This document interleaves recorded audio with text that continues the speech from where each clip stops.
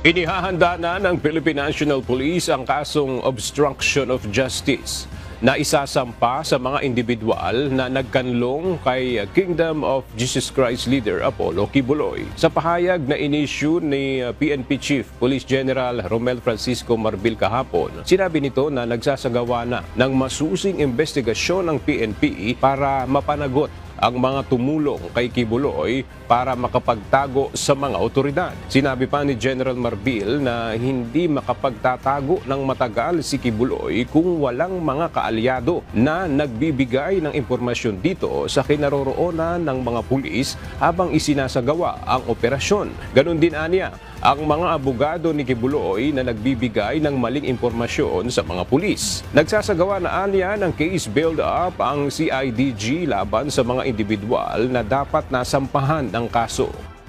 Pastor Apollo Quiboloy sa Senado, as soon as possible, makikipag-ugnayan na daw po sila sa appropriate court po. No? Kayo po sir, pagharap po dito ni Pastor, ano po bang specifically gusto niyo malaman sa kanya sa pagharap niya dito? Isipin ko pa kung anong gusto ko itanong sa kanya. But I'm sure I will be there during the hearing. Pag-aralan ko pa kung ano yung itatanong ko sa kanya. Siguro, more on doon sa kanyang surrender na ginawa. Yung details. Kasi hanggang ngayon, hindi pa ako masyado nalilinawan sa exact details of his surrender. Sir, parang meron allegations na pinupuon sa inyo yung house. I think, nabasa nyo na rin siguro. Parang inuugnay po nila kayo doon sa tago ni Quiboloy. Maybe get your response lang. Inuugnay? Parang may kinalaman daw po yata. Yung sinasabi nila na Yung kahapon, sir. paimbestigahan na ko sa yung sabi ni Presidente, kasi Vice President, yung paimbestigahan sa obstruction of justice. Yes, sir. Yes, sir. Well, ang masasabi ko lang is ako'y naawa dito sa mga congressman na ito dahil nga ang nasa isip na lang nila palagi ay politika. Nakalimutan na nila yung kanilang tungkulin sa kanyang kapwa-tao. Yung hindi na lang nila kinoconsider kung bakit tayo nag-imbestiga. Ang kinoconsider naman natin doon is para maibsan yung paghihirap ng mga tao doon, yung mga estudyante makapag-aral na sana kung pwede, at yung pagpapractice ng kanilang religion ay dapat sana ay ma-restore. Yun naman ang ating habol doon. At sana normal yan, may namatay during their operation. So magkakandak na ng investigation. Yun naman lang ating habol doon. Wala pong halong politika yun.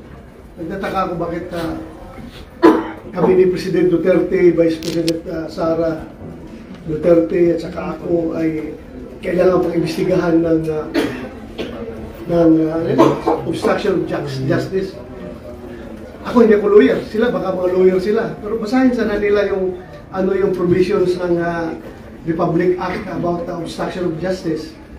Natingnan sana nila kung anong laman doon. At pwede ba akong i-ugnay doon?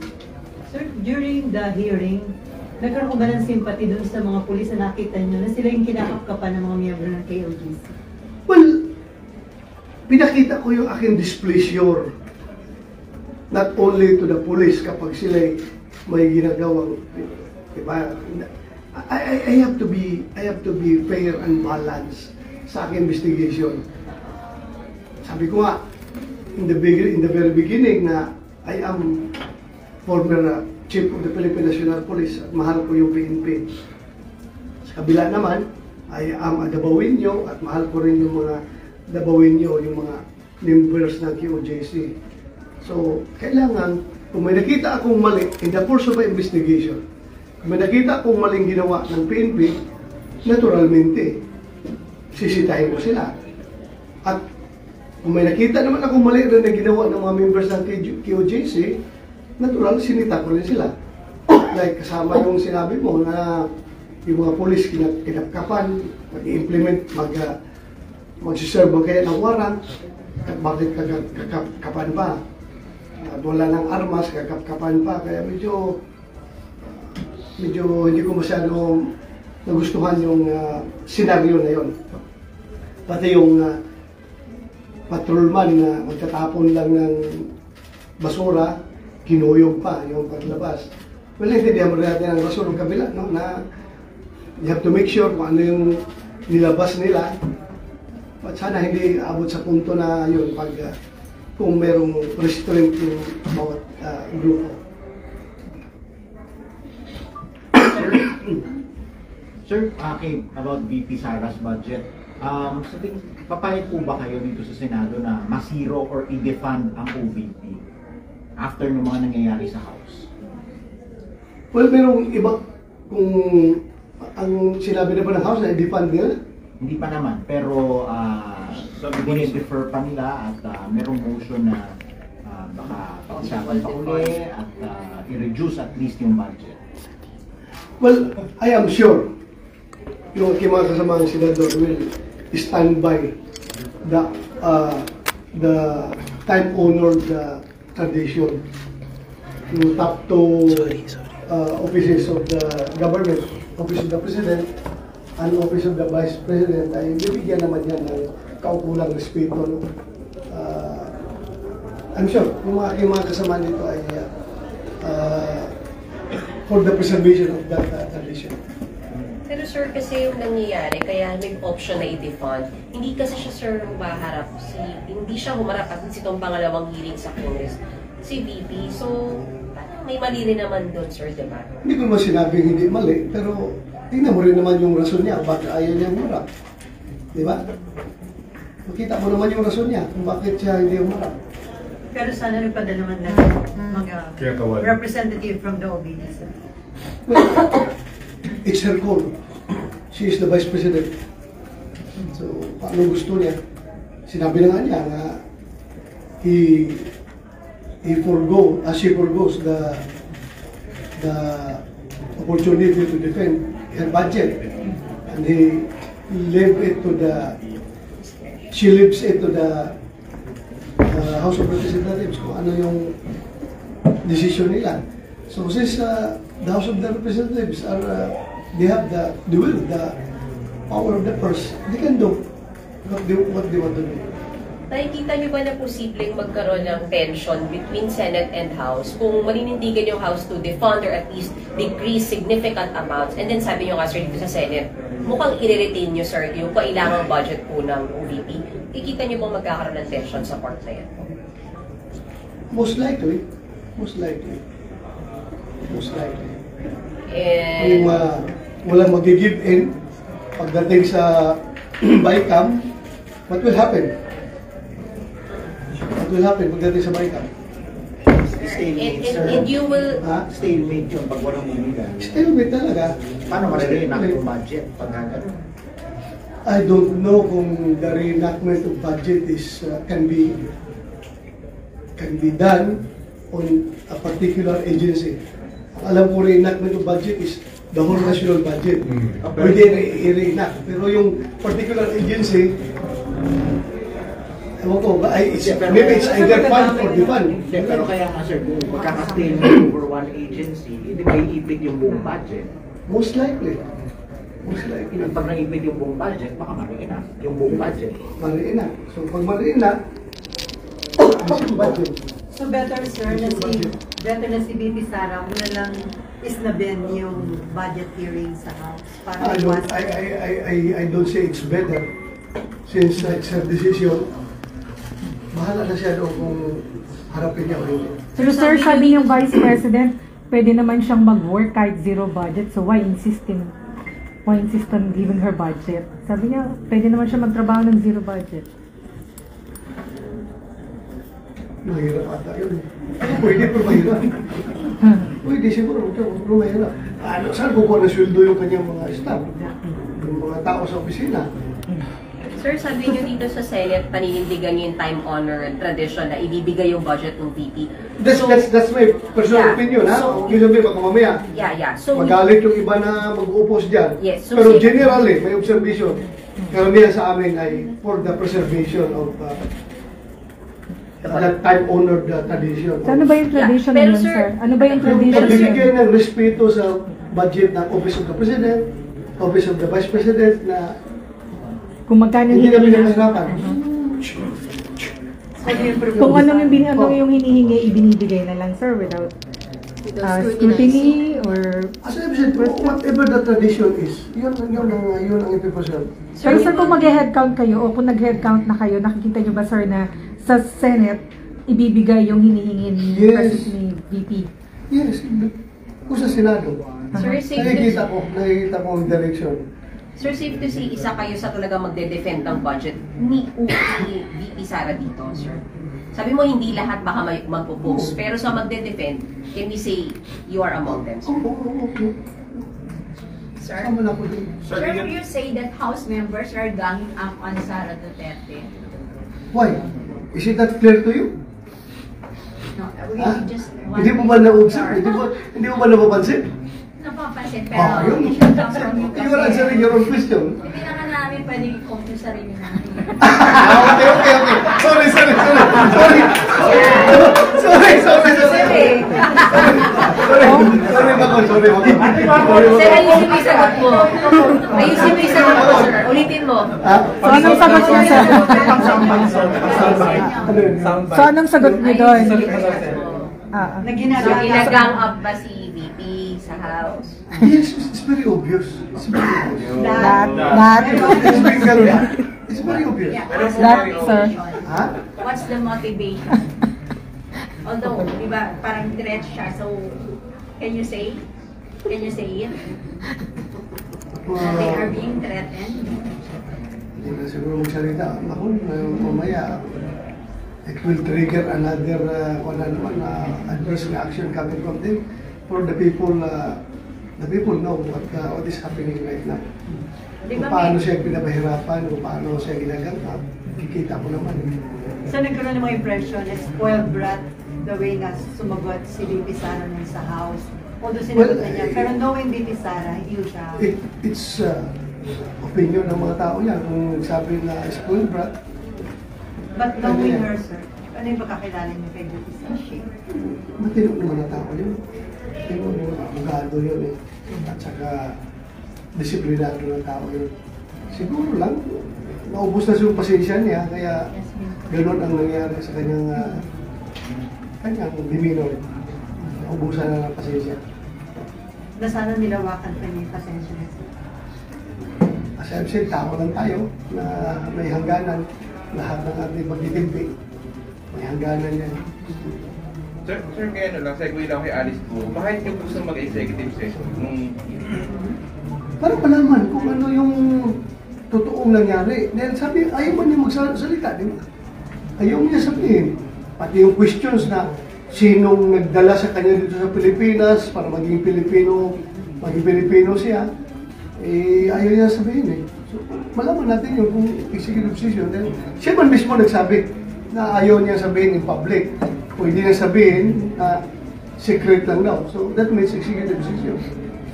Yan ang ayaw, sir, ng mga colleagues nyo na mag-executive session. Well, ayaw ng mga colleagues ko dahil gusto nila to obtain the information that they want in open hearing para the public also deserves to know kung ano talaga yun, bagay niya. But then again, kung ma-obtain namin yan through executive session, individually, we are not allowed to divulge such information.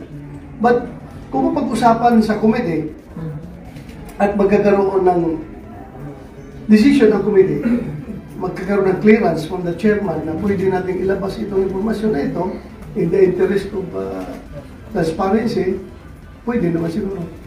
That is possible. Sir, sabi ni dating Senator Ping Lacson, nililipitan ng Luciante si Alice Go nag-offer ng 1 billion pesos para tulungan na makalapit siya sa first family. Kung kaya niya mag-offer ng 1 billion, indication yun na talagang member siya ng isang malaking sindikato. Oo, obvious. Obvious sa Zoom na, makita mo naman yung naging mayor na siya na hindi siya Pilipino. Hindi ba? Nakakalula ba yun? Mag-offer siya ng 1 billion para lang mailapit sa first family? Kung totoo yun. May chismis naman na 200 million. Nung lumabas? For the Nung paglabas ko, 100 million. 1 billion, kaya nila. The amount of money that they have generated through Pogo operation. Mayaman yan sila.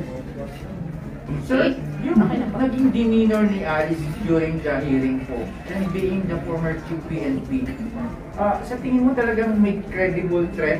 Dahil yung sa hindi niya pagtanggi niya sumagot, pag-request na executive, although hindi niya nga na ano talagang kung may threat talaga. Bilang sabi niya pinupulis. Maybe, baka may threat sa kanya. Pwede rin siya magsinungaling, no? Para gawin niya rason to evade questions that may possibly implicate her. So, pwede rin siguro, pero kaya nga ako nagsabi na suspend natin yung rules on executive session. Dahil nakasabi sa rules namin, executive session lang kung ang matters to be taken up are concerning national security and public interest. Yung threat naman sa buhay niya is not a matter of national security. So, executive session pa rin tayo pagbigyan natin. Pero nag-object pa yung aking mga kasamahan, so wala tayong magawa. Sir, yung sa KOJC, itutuloy niyo pa ba yung hearing doon, sir? O meron na kayong findings kung talagang nagkaroon ba ng grave abuse of authority or overkill yung raid sa KOJC compound? Tanungin ko pa sekretarya kung meron pa siyang kailangan linawin through another hearing. Kung wala na din committee report na. Kasi wala naman, nag-surrender naman si Juan naman. Saka umalis na yung mga polis doon. Ang atin lang naman doon isa, sana ma-restore yung normal yung pamumuhay doon ng mga tao. Balik yung pag-aaral ng mga bata. At yung QJC ay babalik na sila sa normal. So, we can Wala say namang na... polis doon, so okay, balik na sila sa normal. So, pero kung mayroong mga nagawang mga abuses, mayroong mga nagawang mga violation of law, din lalabas yan doon sa committee report namin. Pero as far as you're concerned, sir, tapos na, wala nang kailangan i-pursue. Unless meron pang gustong i-consult ko muna yung aking secretary. Pero fine, sir, may nakita kayong abuse ng police? Meron din abuses yung mga KOJC members, sir? Meron. O pareho? Meron. Both sides, maybe merong ano yun ba sila nakita ko sa hearing? Parehong may... may mga hindi karapat-dapat na gawin.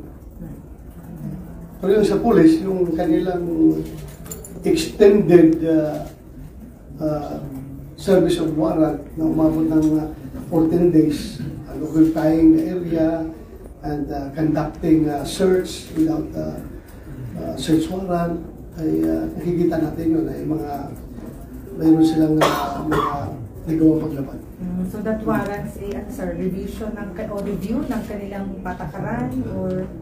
Sabi nga ng chairman ng Committee on Justice ni Senator Coco na pwede nga siguro kasi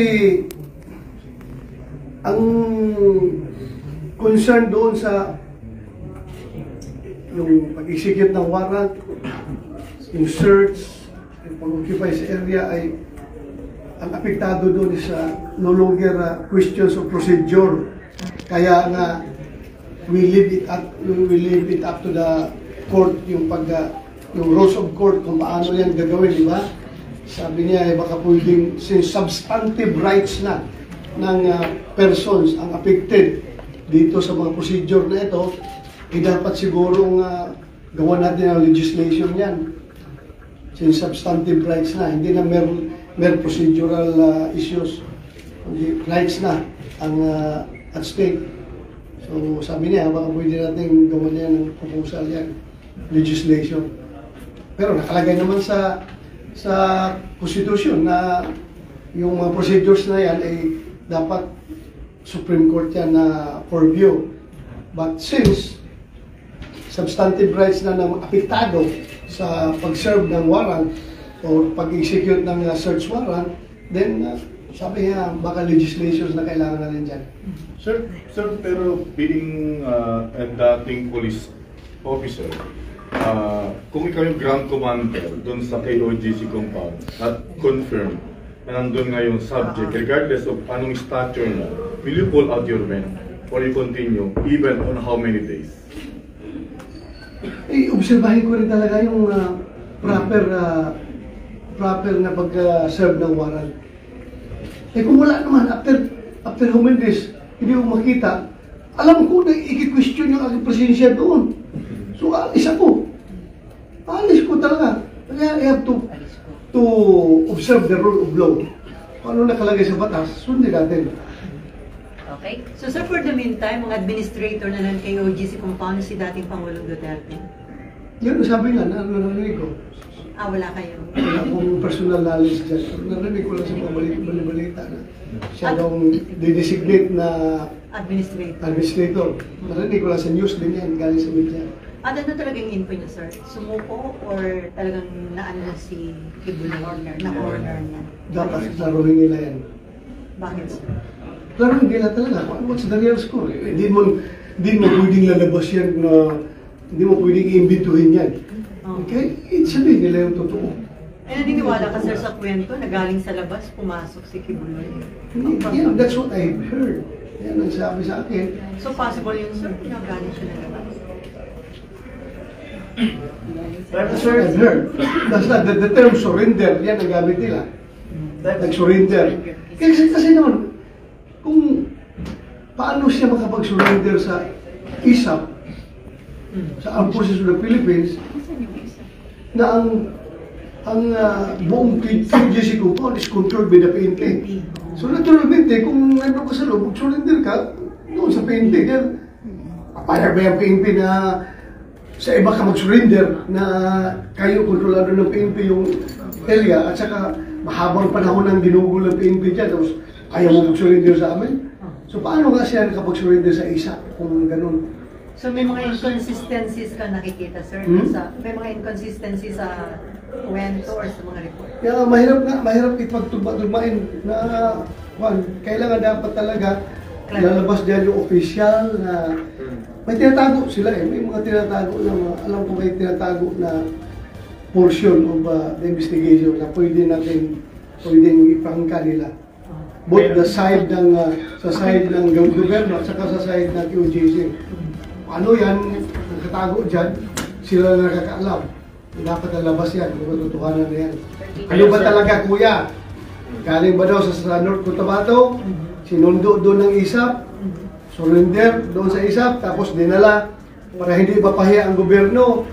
Idadalahin mo na, ipasok doon sa loob ng QGC para palabasin na doon ang gagaling. Paglabas, papuntang airport, sa kanya sa Duterte. Doon sa mga tourist. Maraming mga tourist na gumagawa, nag-speculate. So dapat the competent government agencies sabihin nila ang totoo. Sir, kaya sa hearing dito, kung humarap na si Kibuloy, yan ang itatanong niyo sa kanya. Yes, ano ba talaga? tatanong ko talaga sa kanya, ano ba talaga ang nangyari? Oo. Thank you. Ano ka kung nandun ka lang sa loob, nagtatago. Dante, nasa loob ka lang. Kung mag-surrender ka, paano na-involve ang ISAP? Na wala mag-ISAP doon sa loob. Diba? Alam ka naman, papasok pang ISAP doon sa compound ng QGC para mag-surrender ka. Papayag yung pulis na kontrolado nila yung area, di ba? So kung sabihin mo naman na galing ka sa labas, galing ka sa bundok ng North Cotabato, sinundo ka doon ng mga ISAP para mag-surrender, tapos ipapasok ka doon sa QGC para palabasin na galing ka sa loob, tapos punta ka airport. Those are questions that must be answered. Bakit, sir? Properly. Bakit relevant pa yan? Ha? Bakit relevant pa yung arrested o surrender? Because the people deserve to know the truth. May impact pa ba sa kaso yun? Wala na yan. Pero yung totoong istorya, mahirap yung hindi ka transparent to what really happened, hindi tayo dapat maglulukuhan dito. Kahit sabihin mo wala nang impact legally or whatever, anong impact niya, magiging impact. So, ang impact niya doon sa yung tiwala ng taong bayan sa kanilang gobyerno, nalalabas yung totoong kwento.